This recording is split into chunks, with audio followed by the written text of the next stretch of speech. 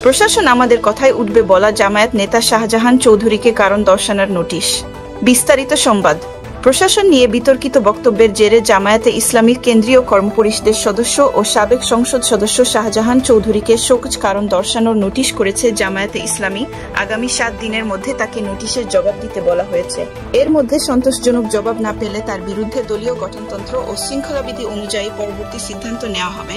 আজ মঙ্গলবার জামায়াতের সেক্রেটারি জেনারেল মিয়া গোলাম পরোয়ার স্বাক্ষরিত নোটিশে কথা বলা হয়। এতে বলা হয়েছে, বিগত 22 নভেম্বর শনিবার সন্ধ্যায় চট্টগ্রাম নগরীর জিসি কনভেনশন হলে অনুষ্ঠিত নির্বাচনী দায়িত্বশীল সম্মেলনে আপনি শাহজাহান চৌধুরী বক্তব্য প্রদান করেছেন যে নির্বাচন শুধু জনগণ দিয়ে নয়, যার যার নির্বাচনী এলাকায় প্রশাসনের যারা আছে তাদের সবাইকে আমাদের আন্ডারে নিয়ে আসতে হবে। আমাদের কথায় উঠবে, আমাদের কথায় বসবে, আমাদের কথায় গ্রেপ্তার করবে, আমাদের কথায় মামলা করবে। আপনার এই বক্তব্য বিভিন্ন গণমাধ্যম ও সামাজিক যোগাযোগ মাধ্যমে ব্যাপকভাবে প্রচারিত হয়েছে। নোটিশে আরও বলা হয়, আমরা বক্তব্যটি দেখেছি যা রাষ্ট্রীয় প্রশাসনের পেশাদারত্ব, নিরপেক্ষতা ও মূল স্পিরিট স্পষ্টভাবে ব্যাহত করেছে।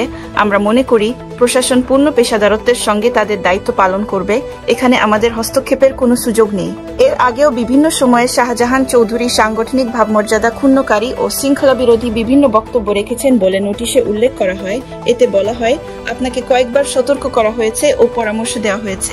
এমনকি আমিরে জামায়াতও আপনাকে ডেকে দৃষ্টি আকর্ষণ করেছেন এবং সতর্ক করেছেন। এতসত্ত্বেও আপনার মধ্যে কোনো পরিবর্তন লক্ষ্য করা যাচ্ছে না।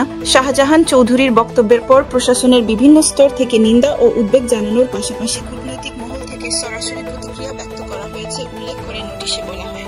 একই সঙ্গে দেশ বিদেশে আমাদের জনশক্তি এবং সাধারণ জনগণের মাঝেও বিরূপ প্রতিক্রিয়ার সৃষ্টি হয়েছে। এই বক্তব্যের কারণে ইতিমধ্যে সংগঠনের ভাবমর্যাদা গুরুতরভাবে ক্ষতিগ্রস্ত হয়েছে। এতে দলীয় গঠনতন্ত্র, নীতি, আদর্শ, শৃঙ্খলা ও দায়িত্বশীল রাজনৈতিক আচরণের পরিপন্থী।